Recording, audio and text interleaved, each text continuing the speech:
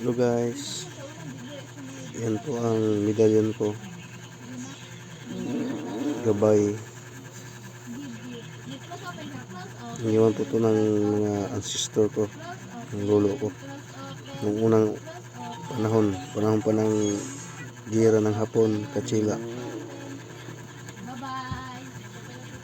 Ano po klaseng medalyon to guys?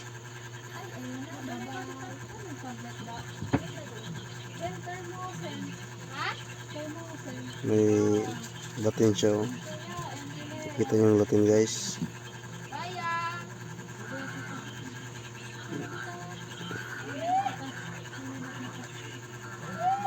Nilagyan ko lang ng tali guys para hindi matanggal. Ayan guys, may Latin po yan sa likod.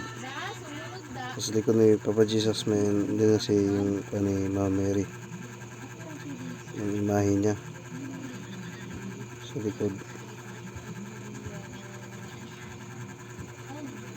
Ito guys, nasa almost 100 years I think, or 200 years. Ano po kasing medalyon ito guys?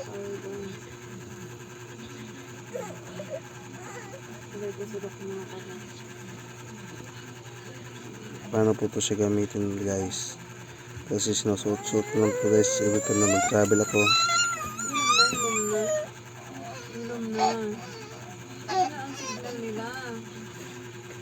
Sawa ng Diyos guys, walang iniwas sa mga disgrasya. May taglay siguro itong kapangyarihan guys, yung medalyon na hawak ko.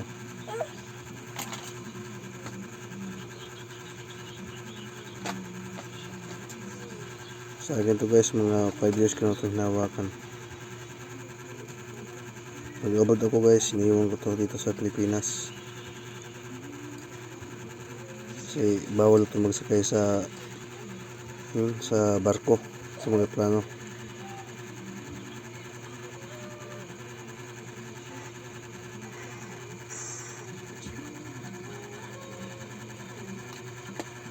Guys, yung mga Latin niya guys na bubura na.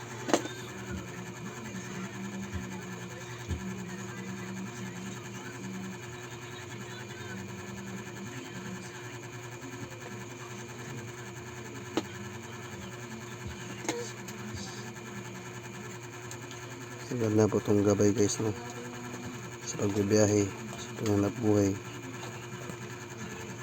Hanggang dito lang guys.